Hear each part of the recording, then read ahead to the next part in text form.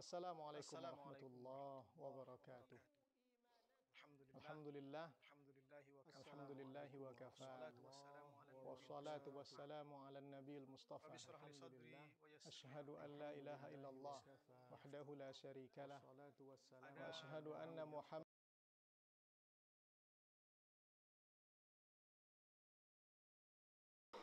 Assalamualaikum warahmatullahi wabarakatuh. Alhamdulillah, alhamdulillahi wa kafa. Wassalatu wassalamu ala nabiyil mustafa. Ashhadu an la ilaha illallah wahdahu la syarikalah. Wa ashhadu anna Muhammadan abduhu wa rasuluh la nabiyya ba'dah. Allahumma 'allimna ma jahilna wa dhakkirna ma nasina. Waftah alaina hikmataka wansur alaina min khazaini rahmatika ya arhamar rahimin. Rabbi shrah li sadri wa yassir li amri wahlul 'uqdatam min lisani yafqahu qawli. Alhamdulillah, saudara-saudariku yang dimuliakan Allah Subhanahu wa taala, kita dapat kembali melanjutkan kajian faraid kita yang insyaallah akan kita bahas tentang furudul muqaddarah dan siapa saja pemilik-pemiliknya. Namun sebelum kita melangkah kepada kajian tersebut, ada baiknya terlebih dahulu kita mengetahui bahwa ahli waris yang telah kita sebutkan, siapa saja yang berhak menjadi ahli waris dalam kajian sebelumnya, itu dapat kita bagi kepada dua pembahagian secara garis besar. Yang pertama ada namanya ashabul furud, yang kedua al-asabah. Jadi ahli waris yang laki-laki 15 orang, yang perempuan 10 orang. Nah, di antara mereka itu dapat kita kelompokkan kepada dua kelompok. Yang pertama ashabul furud. Apa yang dimaksud dengan ashabul furud? Ahli waris yang memiliki bahagian tertentu sebagaimana yang ditetapkan di dalam Al-Quran dan sunnah Nabi Muhammad sallallahu alaihi wasallam. Jadi ashab, pemilik, furud, bahagian-bahagian yang telah ditentukan, atau kita kenal dengan istilah al-furudul muqaddarah, bahagian-bahagian yang telah ditetapkan di dalam nas-nas syara'. Itu yang pertama. Yang kedua adalah asabah. Asabah ini tidak memiliki bahagian tertentu, akan tetapi dia menghabiskan sisa dari harta warisan, andai kata masih tersisa. Nah, langkahnya, saudara-saudariku yang dimuliakan Allah Subhanahu wa taala, pembahagian harta warisan tersebut itu dibagi terlebih dahulu kepada ashabul furud. Ditengok berapa orang ashabul furudnya. Dibagi mereka per bahagian masing-masing yang ditentukan sesuai dengan kaidah di dalam ilmu faraid. Umpamanya si A dapat setengah, si B dapat seperenam, si C dapat sepertiga umpamanya. Nah, ketika ashabul furud sudah menerima bahagiannya masing-masing, maka masih kita dapatkan sisa harta. Nah, sisa harta itulah kemudian dihabiskan oleh asabah. Jadi antara ashabul furud dengan asabah, yang dahulu kita selesaikan pembahagiannya adalah ashabul furud. Andai kata masih bersisa dari harta peninggalan tersebut, barulah diberikan kepada asabah sisa dari harta tersebut. Saudara-saudariku yang dimuliakan Allah Subhanahu wa taala, nanti kita akan menengok siapa-siapa saja ashabul furud dan siapa-siapa saja yang disebut dengan asabah. Sebelumnya ada hal penting yang terlebih dahulu kita ketahui bersama-sama. Ashabul furud itu pemilik bahagian tertentu. Maka kita mesti tahu apa yang dimaksud dengan bahagian tertentu itu. Dalam ilmu faraid, bahagian tertentu itu namanya al-furudul muqaddarah. Jatah atau bahagian yang telah ditetapkan di dalam Al-Quran. Jadi kita tidak bisa merubah hal tersebut. Itu sudah sesuatu yang sudah permanen dari Allah Subhanahu wa Ta'ala. Ada berapa furudul muqaddarah tersebut? Ada furudul muqaddarah yang disebutkan di dalam Al-Quran atau disebutkan di dalam sunnah, dan ada juga furudul muqaddarah ini hasil dari ijtihad. Jadi kita katakan di depan bahwa furudul muqaddarah itu sabit atau tetap dengan jalan nas. Betul. Artinya itu hal-hal yang sudah kita ketahui melalui nas. Namun tambahannya ada juga furudul muqaddarah itu yang didasarkan kepada ijtihad. Apa furudul muqaddarah yang ditetapkan dengan jalan nas? Ada 6. Yang pertama, setengah. Kemudian seperempat. Kemudian 1/8. Kemudian 2/3 dan 1/3, kemudian 1/6. 6 furudul muqaddarah ini itu jalannya jalan nas. Setengah, 1/4, 1/8. 2/3, 1/3, 1/6. Itu jalannya, jalan nas. Nah, yang saya maksudkan dengan furudul muqaddarah atau bahagiannya yang dihasilkan dari istinbat atau ijtihad itu adalah thuluthul baqi, 1/3 dari harta yang tersisa. Itu khusus untuk kewarisan datuk bersama dengan saudara, atau kewarisan ibu bersama dengan ayah dan salah seorang suami atau istri. Atau lebih populernya kita kenal dengan masalah umariyatin atau gharrawin, yaitu kedua masalah yang diputuskan oleh Sayyidina Umar bin Khattab radhiyallahu taala anhu, di mana Khalifah atau Amirul Mukminin Umar bin Khattab radhiyallahu taala anhu memutuskan bahwa dalam kasus tersebut ibu berhak dia mendapatkan thuluthul baqi, 1/3 dari yang tersisa. Maka hasil istinbat Umar itu memang itu tidak disepakati oleh ulama, tapi mayoritas ulama itu memakai ijtihad Umar bin Khattab radhiyallahu taala anhu dalam masalah itu. Sekali lagi, masalah itu disebut dengan umariyatin. Apa maksud umariyatin? 2 hal yang diputuskan pada masa Umar, atau gharrawin, 2 hal yang populer ketika itu.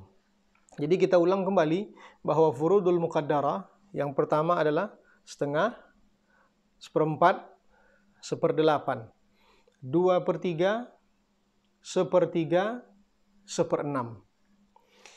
Saudara-saudariku yang dimuliakan Allah Subhanahu wa Ta'ala, sangat penting sekali bagi kita untuk mengetahui furudul muqaddarah tersebut. Karena mustahil seseorang dapat membagi warisan dengan benar berdasarkan hukum Islam kalau dia tidak tahu apa itu furudul muqaddarah. Nah, yang lebih parahnya lagi, andai kata dia tahu furudul muqaddarah tapi dia tidak tahu siapa pemiliknya. Oleh karenanya, kita mesti mengetahui siapa-siapa saja yang berhak mendapatkan setengah, siapa-siapa saja yang berhak mendapatkan 1/4, mendapatkan 1/8, mendapatkan 2/3, mendapatkan 1/3 dan 1/6. Masing-masing furudul muqaddarah itu ada pemiliknya yang sudah diatur dengan syarat-syaratnya. Tidak bisa sembarangan kita meletakkan, oh udahlah kamu dapat setengah saja, saya sedang baik hati saya nih. Kamu karena kamu nakal kamu 1/4 aja. Tidak bisa.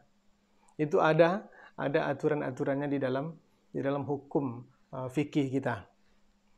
Saudara-saudariku yang dimuliakan Allah Subhanahu wa Ta'ala, kita masuk kepada pemilik setengah atau al-furudul muqaddarah yang pertama yaitu setengah. Pemilik setengah ada 5 orang.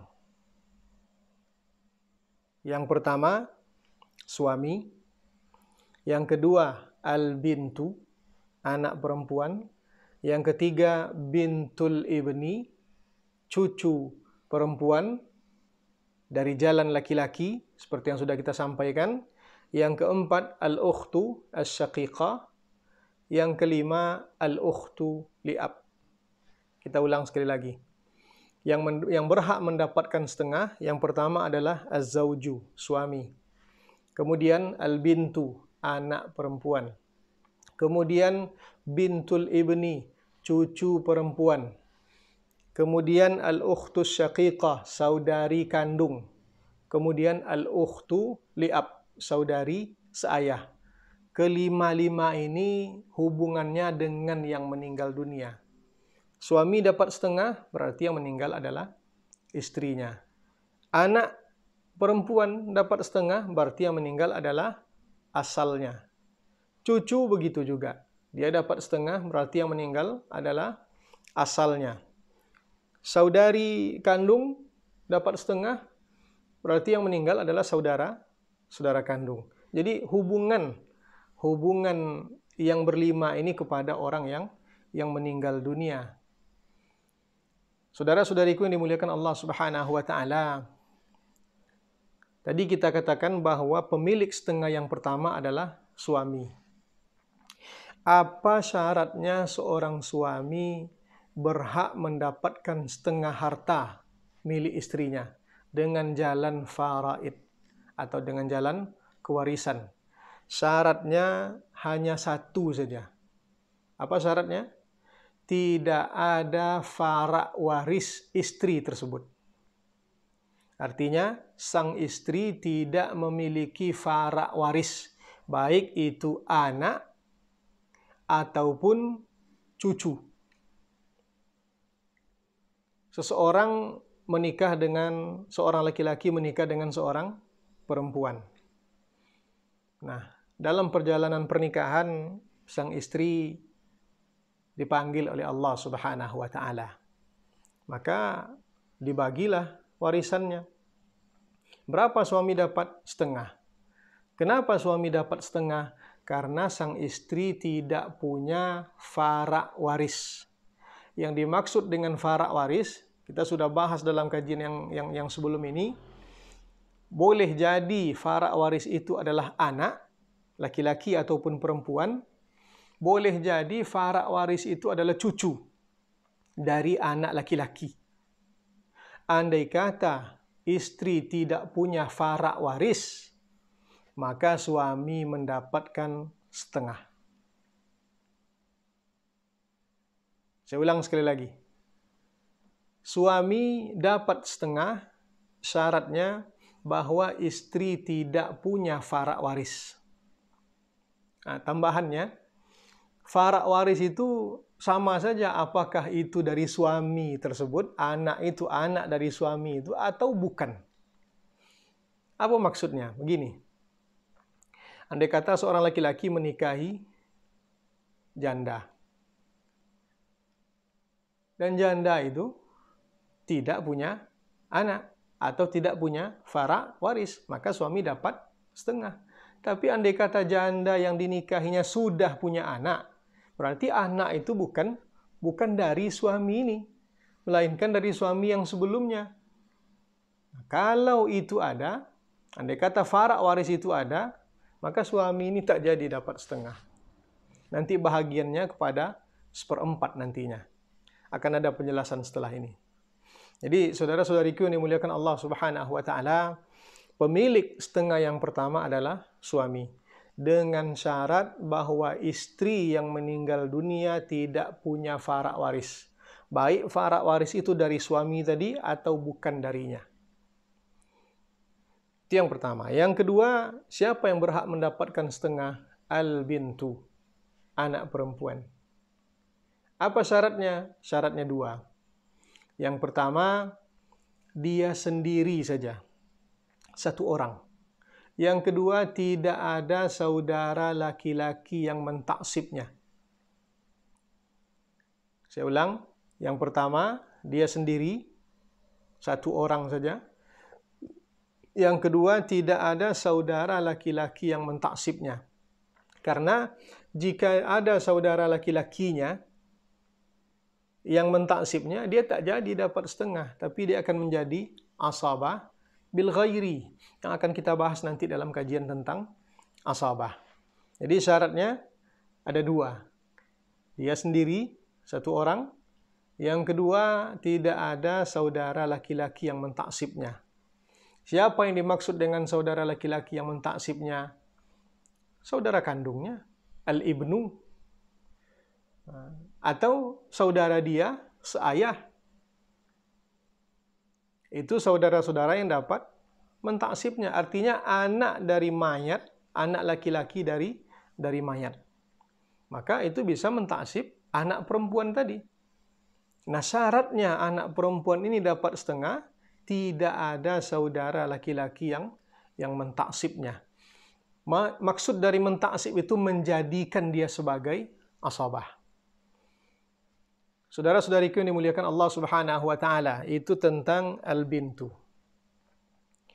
Yang ketiga, bintul ibni.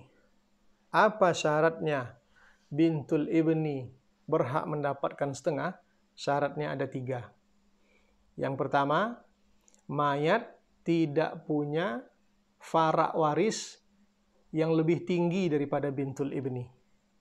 Artinya tidak ada anak laki-lakinya, tidak ada anak perempuannya. Itu yang pertama. Yang kedua, bintul ibni itu satu orang saja. Yang ketiga, tidak ada saudara laki-laki yang mentaksibnya. Jadi sama dengan syarat al-bintu tadi. Cuma tambahannya apa? Bahwa tidak ada farak waris yang lebih tinggi. Andai kata ada farak waris yang lebih tinggi, maka bintul ibni tak jadi dapat setengah. Umpamanya, ini nanti akan kita coba menghitungnya secara detail. Sebelum kita menghitungnya, kita mesti menghafal kajian ini terlebih dahulu. Umpamanya, seseorang meninggal dunia. Yang ditinggalkannya siapa? Cucu perempuannya. Cucu perempuannya dari anak laki-lakinya. Itu saja ahli warisnya. Maka cucu perempuan tadi berhak mendapatkan setengah dari harta datuknya. Dengan catatan apa? Tidak ada farak waris yang lebih tinggi daripada cucu perempuan itu. Siapa yang dimaksud dengan farak waris yang lebih tinggi? Anak laki-laki atau anak perempuan. Itu syarat yang pertama. Syarat yang kedua, cucu perempuan itu seorang diri saja. Dia tidak berdua, tidak bertiga.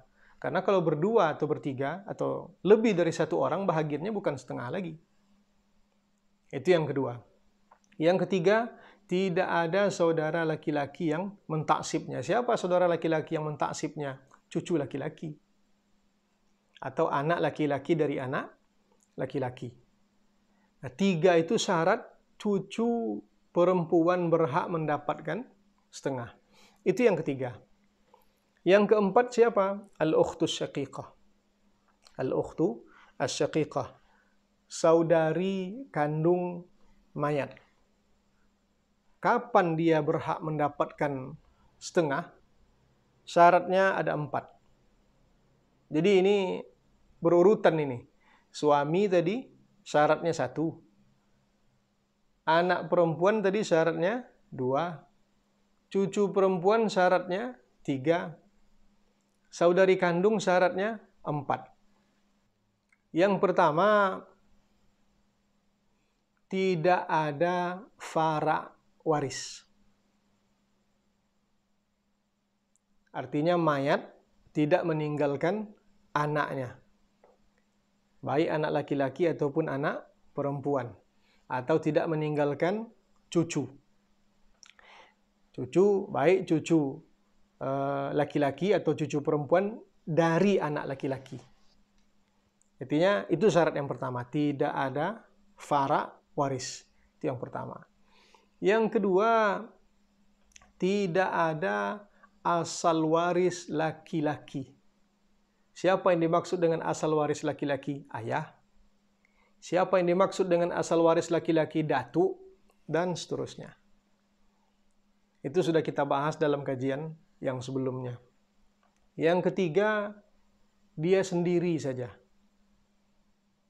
Yang keempat, tidak ada saudara laki-laki yang mentaksibnya. Siapa saudara laki-laki yang mentaksibnya? Saudara kandung. 4 itulah syarat saudari kandung berhak mendapatkan setengah. Itu yang keempat. Yang kelima, al-ukhtu li'ab. Saudari seayah.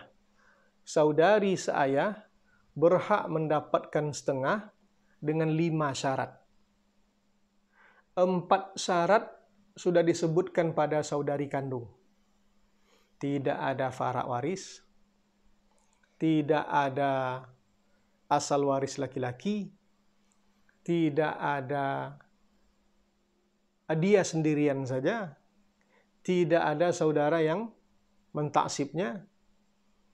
Kalau saudari seayah, tentu yang mentaksibnya adalah saudara seayah.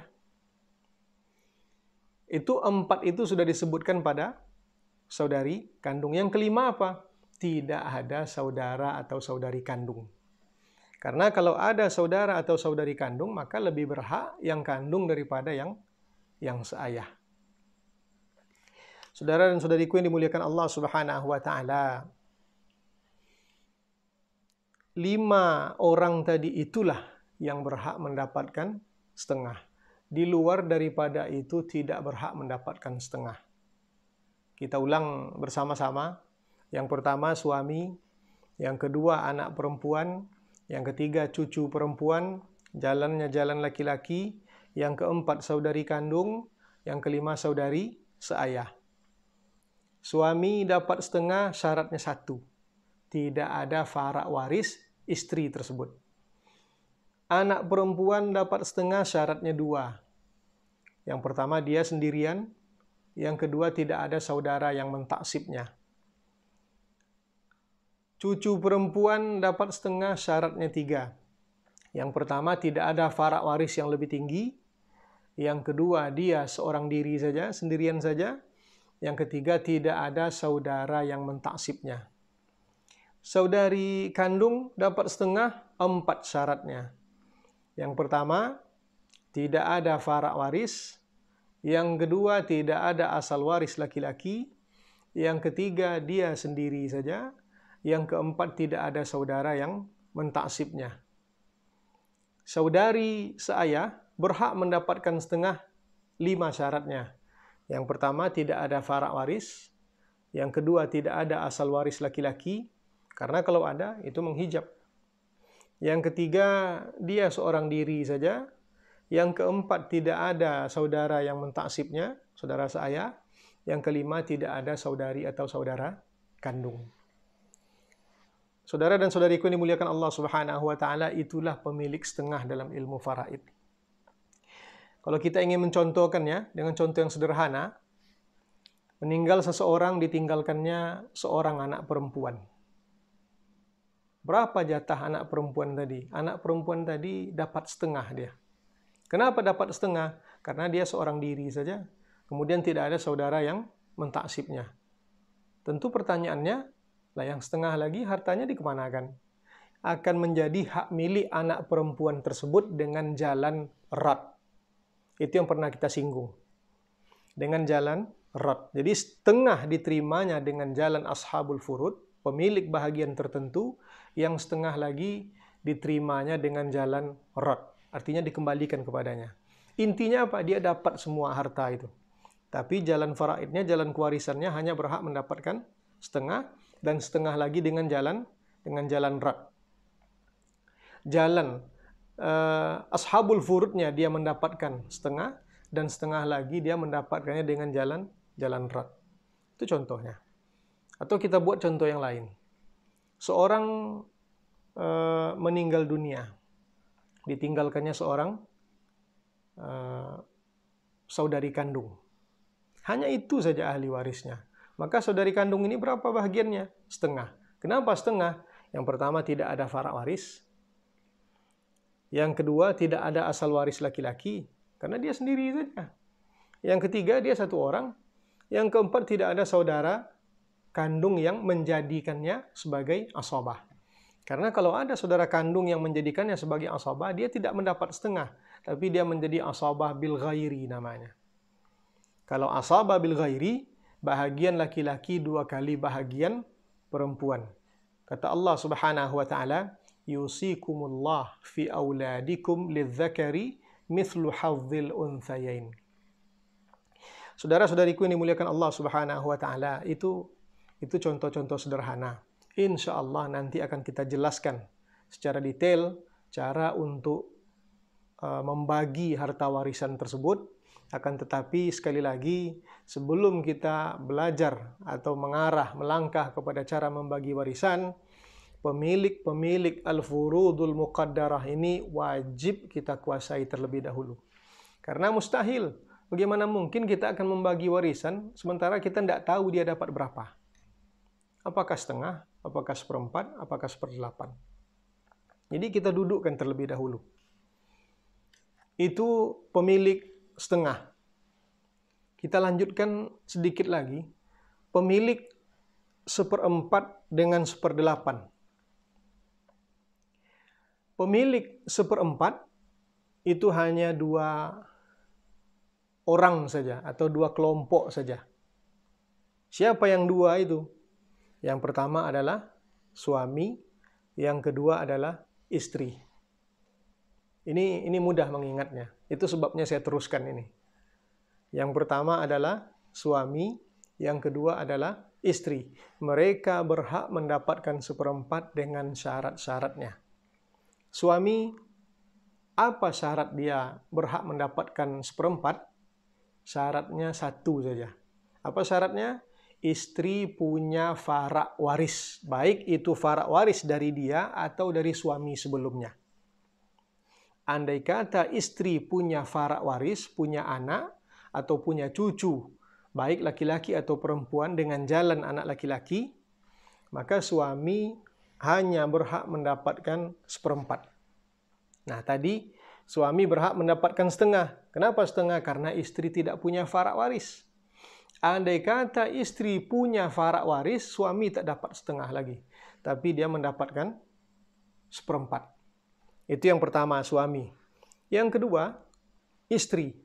Istri, apa syarat istri mendapatkan seperempat? Syaratnya, kalau suami yang meninggal dunia tidak punya farak waris.